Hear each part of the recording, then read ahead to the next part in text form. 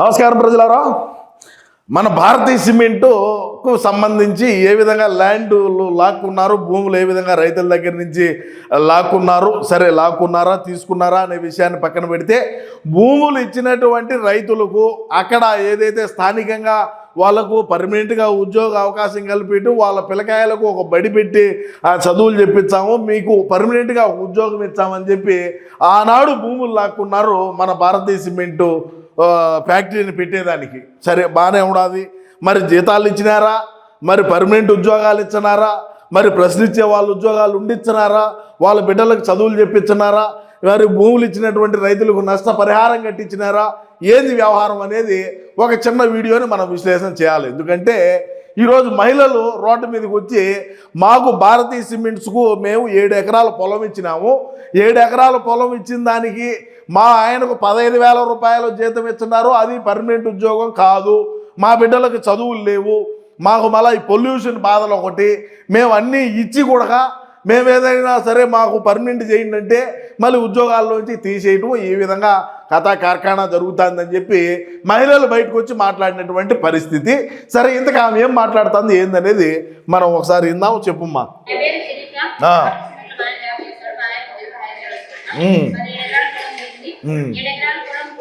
7 ఎకరాల పొలం పోయింది, 7 ఎకరాల పొలం తీసుకున్నారు. మరి వాళ్ళకు నష్టపరిహారం అందించినారా, లేదు అంటే ఇంకేమన్నా బెదిరింపు ధోరణిలో లాక్కున్నారా, లేదంటే ఇంకేం జరిగినాయి అనేది చూద్దాం.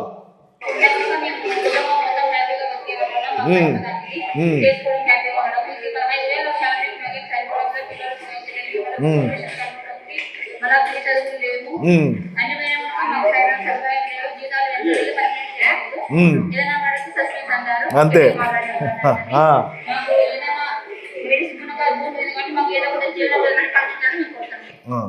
ఆమె ఏమంటుందంటే ఫ్రీ చదువులు లేవు, ఉద్యోగం పర్మనెంట్ కాదు, మేమేదైనా సరే ప్రశ్నించే మమ్మల్ని ఉద్యోగాల్లోంచి తీసేస్తారు, ఈ విధంగా ఉండాలి పరిస్థితి. మాకు ఆ 7 ఎకరాలు ఉంటే మాకు ఈ బాధలు ఉండవు, మేము వాళ్ళకు భూమి ఇయటము, ఈరోజు అడిగిపోయి మాకు జీతాలు పెంచండి అంటే మళ్ళీ వాళ్ళు రుబాబు చేయటము, రౌడీయిజం చేయటము, ఈ విధంగా చేస్తున్నారని చెప్పి చెప్తాంది. ఎందుకు జగనన్న ఈ విధంగా? మనకు లేని డబ్బులా? మన దగ్గర ఎన్ని కోట్ల రూపాయలు డబ్బులు ఉన్నాయి, అవినీతి సొమ్మంతా తిని 16 నెలల పాటు జైల్లో ఉండొచ్చినాం కదా. ఆ పేద సాదా బడుగు బలహీన వర్గాలకు చెందినటువంటి వాళ్ళకి ఏదైనా మనం ఊరికేంటే ఈవులే 7 ఎకరాల పొలం దొబ్బినాం కదా వాళ్ళ దగ్గర. 7 ఎకరాల పొలం తీసుకున్న వాళ్ళకు కూడా రూపాయి డబ్బులు ఇవ్వకుండా, వాళ్ళ పిల్లకాయలకు ఫ్రీ చదువులు చదివికుంటా, వాళ్ళు మళ్ళా కాలుష్యానికి ఎంత గురవుతూ ఉంటారు. ఆ విధంగా చేస్తే ఏంది కథ? మరి మన సొంత జిల్లా వాళ్ళే, మన ఊరు వాళ్ళే, మన ఊర్లోనే ఫ్యాక్టరీ పెట్టావు, ఏం చేద్దాం అనుకుంటున్నావు ఇట్ట? నేనేం చెప్తానంటే రాష్ట్ర ప్రజలారా, భారతీయ సిమెంట్స్ బ్రహ్మాండంగా వ్యాపారం చేస్తున్నారు, బ్రహ్మాండంగా ఆదాయం వస్తుంది, కోట్ల రూపాయలు టర్న్ ఓవర్ ఉన్నది సంవత్సరానికి. మరి అంత ఉన్నప్పుడు ఎకరాలు భూములు ఇచ్చినటువంటి రైతులను దేనికి ఆదుకోలేకపోతున్నాం? ఆ 7 ఎకరాలు కన్నా వాళ్ళ దగ్గరే ఉండి వాళ్ళు మనకు భారతీయ సిమెంట్స్కి ఈకుంటా ఉంటే వాళ్ళు బ్రహ్మాండంగానే బతుకుందరు కదా.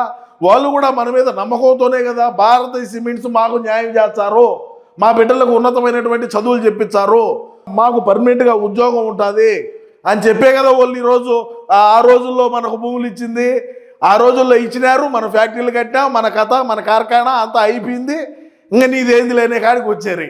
ఇంకా నీకు పిల్లకాయలకు చదువులతో నాకేం పని, 15,000 జీతం ఇచ్చడం కదా నెలకు, అవసరమైతే ఉండు లేకంటే పో అనేటువంటి ధోరణిలో మాట్లాడతారు అని చెప్పి ఈ మహిళ ఆవేదన వ్యక్తం చేస్తూ ఉండదు. ప్రజలారా, నేనేం చెప్తానంటే, మనోడికి లిక్కర్లో సంపాదించినా, ఎర్రసందనం సంపాదించినా, ఇసుకలో సంపాదించినా, మైనింగ్లో సంపాదించినా, అక్రమంగా కల్తీ తయారు చేసి అమ్మినా, లేకంటే ఇంకొకటి అమ్మినా, సాక్షిలో డబ్బులు వచ్చినా, లేకంటే భారతీయ సిమెంట్స్లో డబ్బులు వచ్చినా, లేదు ఇంకేమన్నా లంగా పనులు చేసి టేబుల్ కింద చేతులు పెట్టి డబ్బులు సంపాదించినా, ఇంకా కూడా అధికార దాహంతోనే ఉంటాడని కూడా నేను ఈ సందర్భంగా అయితే తెలియజేస్తున్నా. దానికి నిదర్శనం ఈ యొక్క వీడియో నేను కూడా తెలియజేసుకుంటూ, ఏది ఏమైనప్పటికీ భారతీయ సిమెంట్స్కు భూములు ఇచ్చినటువంటి రైతుల పట్ల మీ అభిప్రాయం ఏందనేది ఒకసారి కామెంట్ రూపంలో తెలియజేయండి ప్రజలారా.